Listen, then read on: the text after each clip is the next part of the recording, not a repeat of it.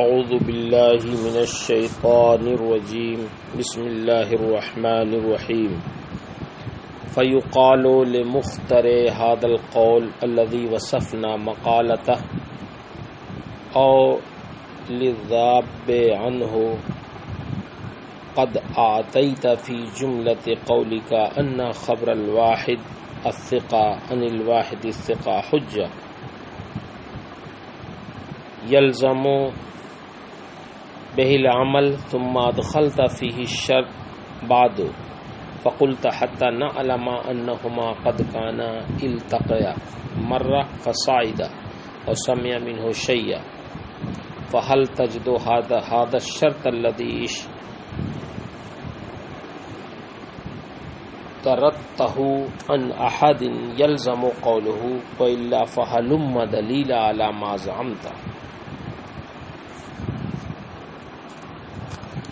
امام مسلم رحمہ اللہ اس عبارت سے یہ فرمانا چاہتے ہیں کہ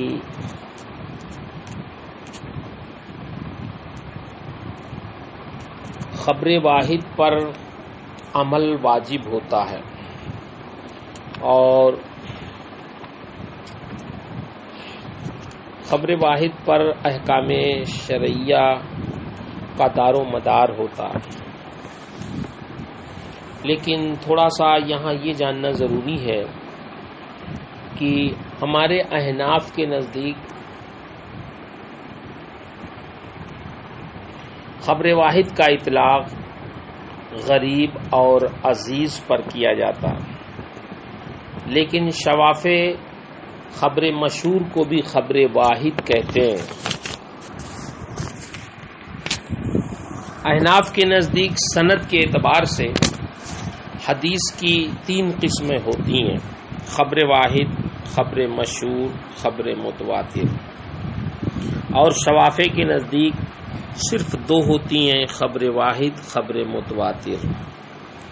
شوافع کے نزدیک خبر مشہور بھی خبر واحد ہی میں آتی ہے. خبر واحد کی اصطلاحی تعریف یہ ہے کہ جس میں تواتر کی شرطیں جمع نہ ہوں. اس کا حکم یہی ہے کہ خبر واحد کے راوی اگر ثقہ ہوں تو وہ مقبول ہے اور اس پر عمل واجب ہے. یہی جمہور اہل اسلام مثلا صحابہ، تابعین، محدثین، فقہاء، علماء کا مذہب ہے. بعض محدثین کا موقف یہ ہے کہ خبر واحد خبر متواتر کی طرح عمل اور علم دونوں کی موجب ہے. یعنی خبر واحد علم یقینی کا بھی فائدہ دیتی ہے اور عمل کا بھی فائدہ دیتی ہے. بعض کا قول یہ ہے کہ بخاری اور مسلم کی جو احاد حدیثیں ہیں علم و عمل دونوں کی موجب ہیں، اور باقی ان دونوں کتابوں کے علاوہ جو کتابیں ہیں حدیث کی، ان کی خبر واحد صرف عمل کی موجب ہیں، علم کی نہیں، یعنی یقین کی نہیں. امام نووی رحمہ اللہ نے اس موقع پر یہ ارشاد فرمایا ہے کہ یہ سب ضعیف اقوال ہیں. صحیح قول یہ ہے کہ خبر واحد پر عمل واجب ہے اور اس سے علم یقینی حاصل نہیں ہوتا، اس سے ظن کا فائدہ ہوتا ہے. کیوں ظن کا فائدہ ہوتا، علم یقینی حاصل نہیں ہوتا؟ اس کی وجہ یہ لکھتے ہیں کہ اس کے راوی کے ہر دور میں ایک یا کسی دور میں 1-2 ہونے کی بنیاد پر ان سے غفلت یا سہو ہونے کا اندیشہ ہوتا ہے. اس بنیاد پر اس کے خبر رسول ہونے میں شک ہو جاتا ہے. علامہ تفتازانی علیہ الرحمہ نے شرح عقائد میں بھی یہی بات فرمائی ہے. وہ فرماتے ہیں کہ وَأَمَّا خَبْرُ الْوَاحِدِ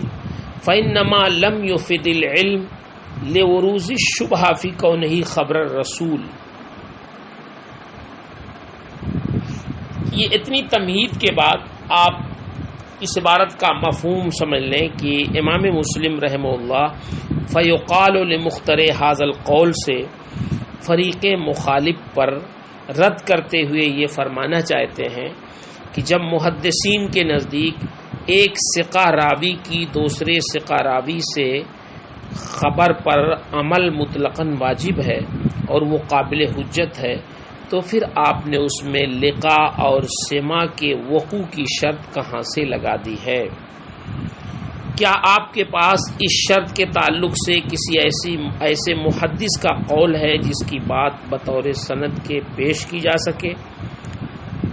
اگر نہیں ہے تو پھر اس کی تائید میں ائمہ سلف میں سے کسی کا قول ہی پیش کریں، لیکن یقین ہے کہ آپ پیش نہیں کر سکتے، لہٰذا اگر آپ کے پاس آپ کے دعوے کے ثبوت میں اس کے علاوہ کوئی دلیل ہو تو دلیل پیش کریں، اور ہم یہ کہہ رہے ہیں کہ آپ کوئی دلیل نہیں پیش کر سکتے اس لیے کہ کوئی دلیل نہیں ہے، اگر ہے تو وہ دلیل آپ پیش کریں۔ یہ یہاں سے کہنا چاہتے ہیں کہ آپ نے لقاء کی جو شرط لگائی ہے معاصرت کے ساتھ، یہ شرط گویا جمہور محدثین کے خلاف۔ فَإِنْ قَالَ قُلْتُهُ لِأَنِّي وَجَدْتُ رُوَاةَ الْأَخْبَارِ قَدِيمًا وَحَدِيثًا يَرْوِي أَحَدُهُمْ عَنِ الْآخَرِ سے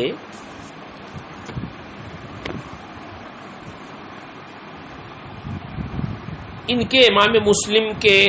بقول جو فریق مخالف اپنے دعوے کو ثابت کرنے کے لیے استدلال کیا ہے اس کی وضاحت انہوں نے کی ہے، لیکن ایک چیز اس میں یہ بھی جان لیں کہ اس میں حدیث مرسل کا ذکر آیا ہے۔ پہلے مرسل کی بات سن لیں، پھر اس کے بعد اس کو آپ سماعت فرمائیں گے اس عبارت کا مطلب۔ حدیث مرسل اس حدیث کو کہتے ہیں جس کی اسناد میں اتصال نہ ہو، یعنی درمیان سے کوئی راوی چھوٹ گیا ہو، مثلا تابعی جس نے نبی کریم صلی اللہ علیہ وسلم سے ملاقات نہ کی ہو، وہ کہے قال رسول اللہ صلی اللہ علیہ وسلم قضا، اس کا مطلب یہ ہے کہ تابعی اور سرکار کے درمیان کوئی صحابی حذف ہیں۔ حدیث مرسل کی حجیت اور قبولیت میں محدثین کا اختلاف ہے۔ جمہور محدثین کے نزدیک اس میں توقف کیا جائے گا، کیونکہ جو راوی محذوف ہے معلوم نہیں ہے کہ وہ ثقہ ہے یا غیر ثقہ ہے، لہذا جب تک اس کا علم نہ ہو جائے حدیث پر توقف کیا جائے گا۔ ہمارے امام اعظم ابو حنیفہ رحمہ اللہ،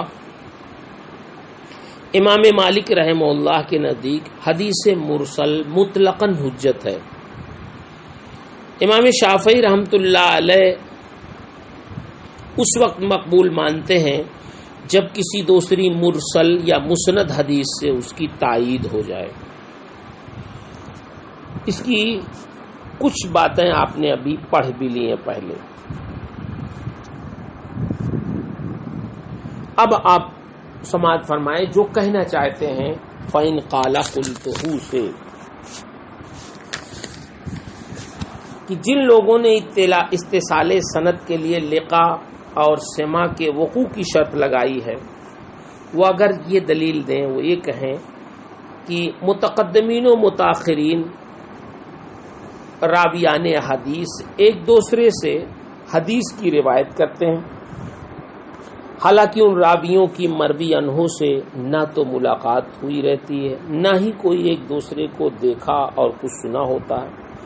اس کے باوجود وہ ایک دوسرے سے ارسال کے طریقے پر روایت کرتے رہتے ہیں اور اسے وہ جائز بھی سمجھتے ہیں، حالانکہ جمہور محدثین کے نزدیک مرسل حدیثیں مقبول نہیں ہوتی ہیں اور نہ ہی وہ قابل حجت ہوتی ہیں۔ اس علت کے پیش نظر ہم نے اتصال سند کے لیے سماع اور لقاء کے وقوع کی شرط لگا دی ہے، تاکہ انقطاع کا جو وہم ہے یہ ختم ہو جائے۔ ہاں اگر ہمیں کسی دوسری روایت سے یہ معلوم ہو جائے کہ راوی نے مروی عنہ سے حدیث سنی ہے، اگرچہ یہ سماع مختصر سا ہی کیوں نہ ہو، تو ہمارے نزدیک اس کی ساری حدیثیں مقبول اور قابل حجت ہوں گی، اور اگر سماع کا ثبوت نہیں ملتا تو ہمارے نزدیک وہ حدیث موقوف رہے گی، یعنی ارسال کے احتمال کی بنیاد پر اس میں توقف کیا جائے گا۔ کہتے ہیں یہ اگر ہمارا فریق مخالف یہ دلیل دے کہ تاکہ انقطاع کا جو وہم ہو رہا ہے حدیث مرسل میں، اس انقطاع کے وہم کو ختم کرنے کے لیے ہم نے معاصرت کے ساتھ سماع یا لقاء کی شرط لگائی ہے، اگر وہ یہ کہیں فَيُقَالُ لَهُ فَإِنْ كَانَتِ الْعِلَّةُ فِي تَضْعِيفِكَ الْخَبَرِ وَتَرْكِكَ الْاحْتِجَاجِ بِهِ إِمْكَانَ الْإِرْسَالِ فِيهِ لَزِمَكَ أَنْ لَا تُثْبِتَ إِسْنَادًا مُعَنَّنًا حَتَّى تَرَى فِيهِ السَّمْعَ مِنْ أَوَّلِهِ إِلَى آخِرِهِ وَذَلِكَ أَنَّ الْحَدِيثَ الْوَارِدَ عَلَيْنَا بِإِسْنَادِ هِشَامِ بْنِ عُرْوَةَ عَنْ أَبِيهِ عَنْ عَائِشَةَ فَبِيَقِينٍ نَعْلَمُ أَنَّ هِشَامًا قَدْ سَمِعَ مِنْ أَبِيهِ وَأَنَّ أَبَاهُ قَدْ سَمِعَ مِنْ عَائِشَةَ كَمَا نَعْلَمُ أَنَّ عَائِشَةَ قَدْ سَمِعَتْ مِنَ النَّبِيِّ صلی اللہ علیہ وسلم إِلَى آخِرِهِ۔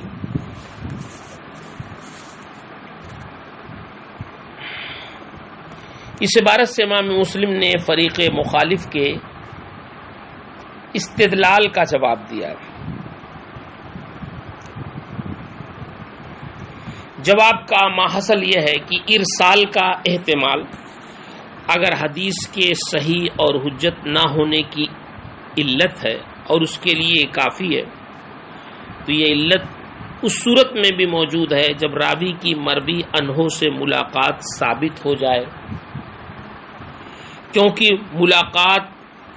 اتصال کو مستلزم نہیں ہے، یعنی ملاقات سے لازم نہیں آتا کہ راوی نے مروی عنہ کی جملہ مرویات کو بذات خود اس سے سنی ہے۔ اس لیے یہ ممکن ہے کہ راوی نے کچھ حدیثیں خود اس مروی عنہ سے سنی ہوں اور کچھ حدیثیں واسطے سے سنی ہوں، لیکن بوقت روایت اس نے واسطہ ترک کر دیا ہو، لہذا ملاقات کے وقوع کا علم ارسال کے احتمال کو دور کرنے کے لیے کافی نہیں ہوگا، بلکہ اس کے لیے سماعت کی تصریح ضروری ہوگی۔ پھر اس طرح کی شرط لگانے سے کیا فائدہ ہوا، بلکہ شرط کا نقصان یہ ہوا کہ ہزار کی تعداد میں ان سے جو احادیث مروی ہیں اور متصل ہیں وہ سب روایتیں ضائع ہو جائیں گی۔ لیکن فریق مخالف کی طرف سے امام مسلم کے اس جواب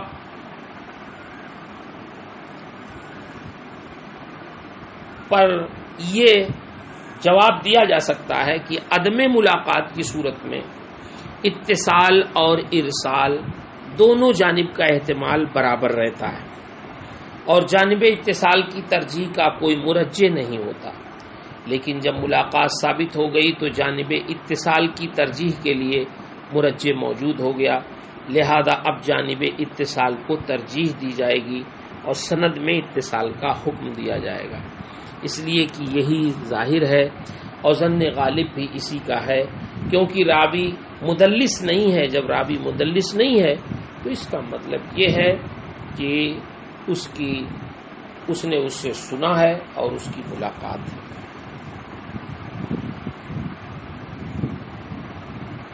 برخلاف اس صورت کے جہاں ایک بار بھی ملاقات ثابت نہ ہو، وہاں دونوں جانب کا احتمال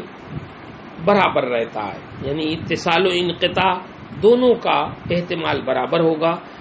اور یہ شک اور تردد کا موجب ہوگا، اور شک حدیث کے موقوف ہونے کو مستلزم ہے، اسی لیے حدیث موقوف ہوتی ہے۔ لہذا جب سماع یا لقاء ثابت ہو جاتی ہے کسی ایک ہی موقع پر، تو ایسی صورت میں اس کے جانب اتصال کو ترجیح ہو جاتی ہے۔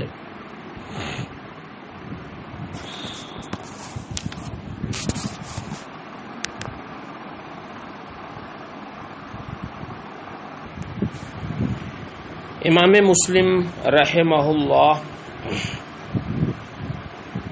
اپنے فریق مخالف کی دلیل کا رد کرتے ہوئے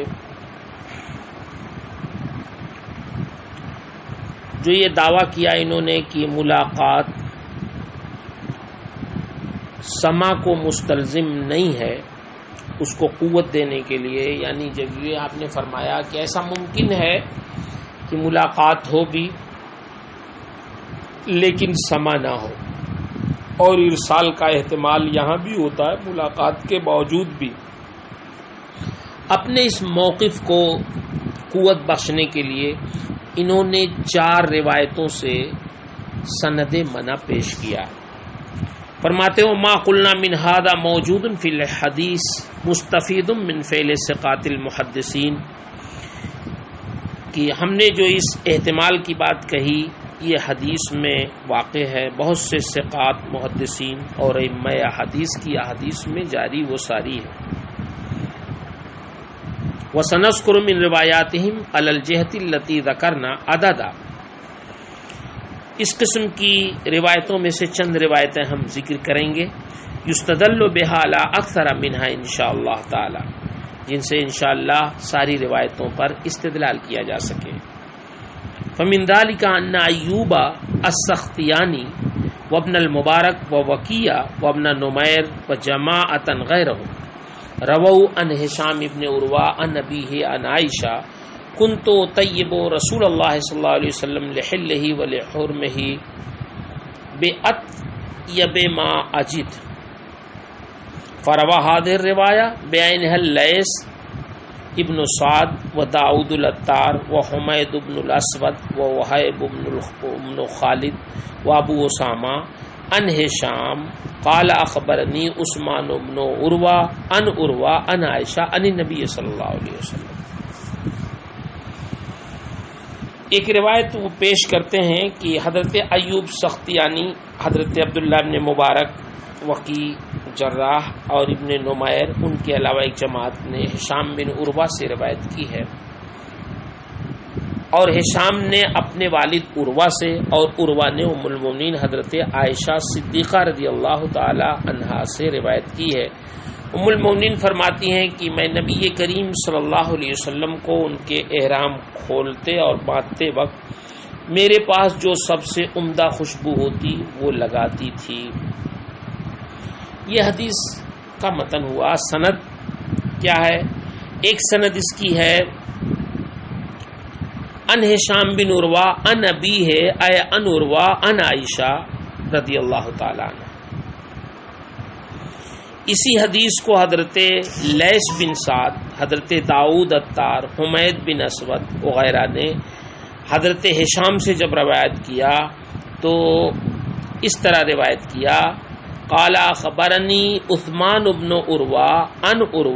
ان عائشہ عن النبی صلی اللہ علیہ وسلم،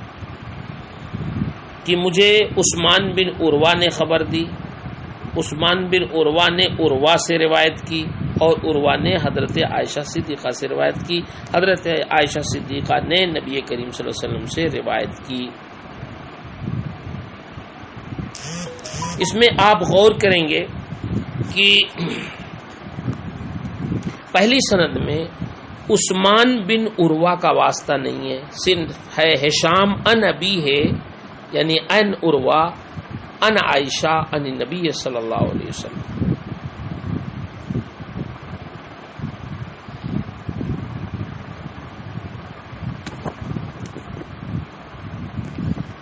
حالانکہ پہلی سند سے روایت کرنے والے حضرت ایوب سختیانی جیسے بلند پایا محدث ہیں، اور دوسری سند میں ہشام اور ان کے والد عروہ کے درمیان عثمان بن عروہ کا واسطہ ہے۔ یہ سند صاف صاف بتا رہی کہ اس حدیث کو خود حضرت ہشام نے اپنے والد حضرت عروہ سے نہیں سنا ہے بلکہ حضرت عثمان کے واسطے سے سنا ہے۔ اس سے واضح ہوا کہ اس حدیث کو حضرت ہشام نے کبھی مرسلن اپنے والد سے روایت کیا اور کبھی مسندن اور متصلن عثمان سے روایت کیا. تو دیکھیے ملاقات تو ہے ان کی اپنے والد سے، لیکن پھر بھی ارسال کا احتمال ہے. دوسری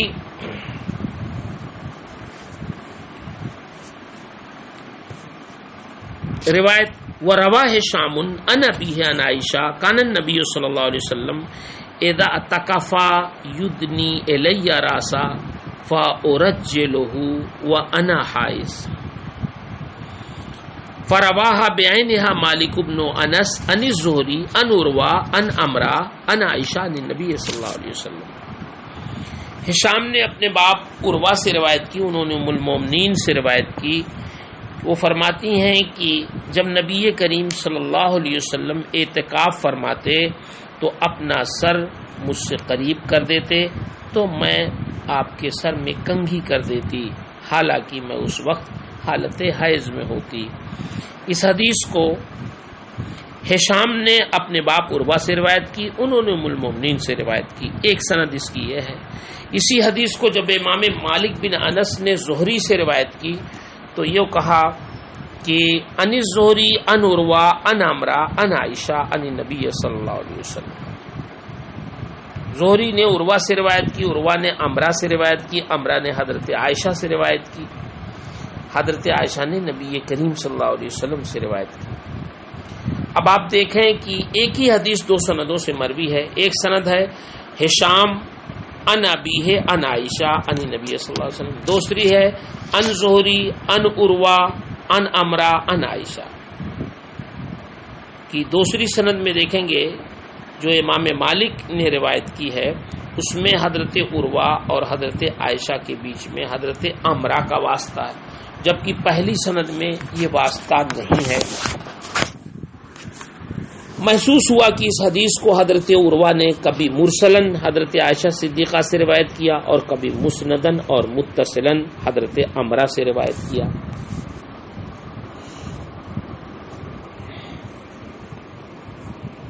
تیسری روایت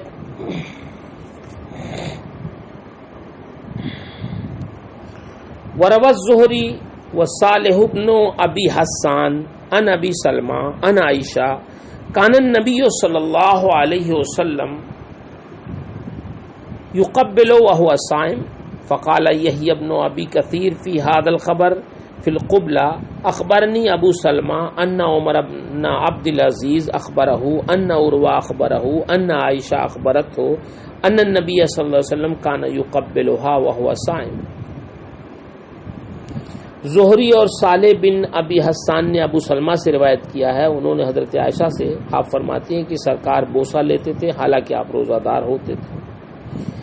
یحییٰ ابن کثیر نے بوسے کی اسی حدیث کو اس طرح روایت کیا کہ مجھے ابو سلمہ بن عبد الرحمن نے خبر دی، انہیں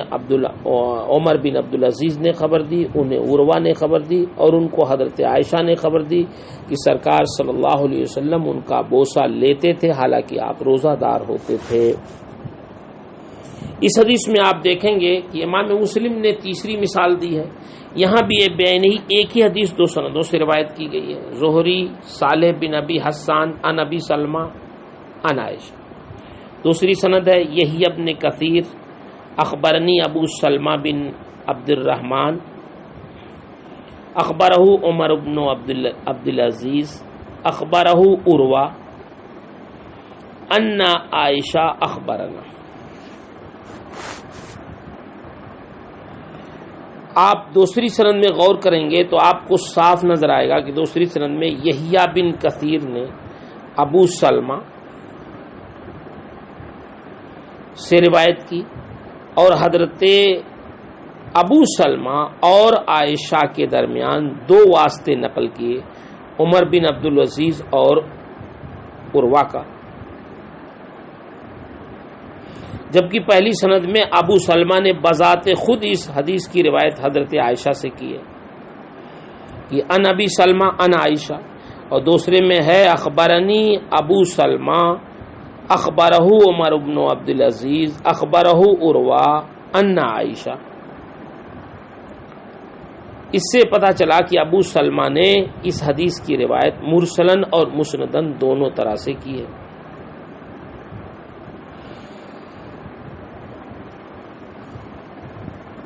چوتھی مثال پیش کرتے ہیں، وروا ابن عیینہ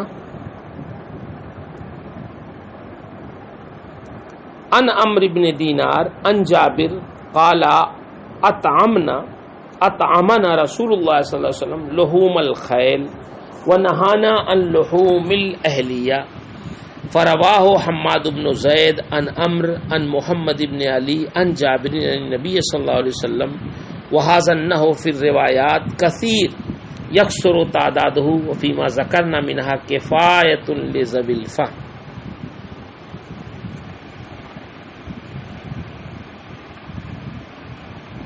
یہ حدیث آپ دیکھیں کہ دو سندوں سے مروی ہے۔ پہلی سند ہے روا ابن عیینہ ان عمرو بن دینار ان جابر قال اطعمنا رسول اللہ صلی اللہ علیہ وسلم، اور دوسری سند میں ہے کہ حماد بن زید ان عمرو ان محمد بن علی ان جابر۔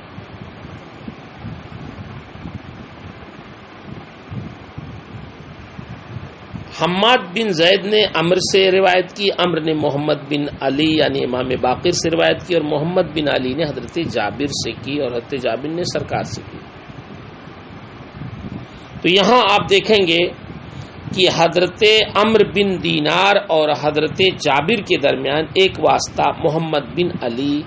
یعنی حضرت امام باقر کا ہے، جو پہلی سند میں نہیں ہے۔ معلوم ہوا کہ یہ حدیث بھی مرسل اور مسند دونوں طریقے سے روایت کی گئی ہے۔ ان چاروں مثالوں سے امام مسلم یہ واضح کرنا چاہتے ہیں کہ سماع کے یقین ہونے کی صورت میں بھی ارسال کا احتمال موجود ہے، لہذا اتصال سند کے لیے راوی کی مروی عنہ سے ملاقات ضروری نہیں ہے، بلکہ اتصال کے لیے معاصرت اور امکان لقاء ہی کافی ہے۔ امام مسلم فرماتے ہیں کہ اس قسم کی حدیثیں بہت زیادہ ہیں، ہم نے یہاں جتنی حدیثیں نقل کی ہیں اہل فہم و بصیرت کے لیے بس اتنی ہی کافی ہیں۔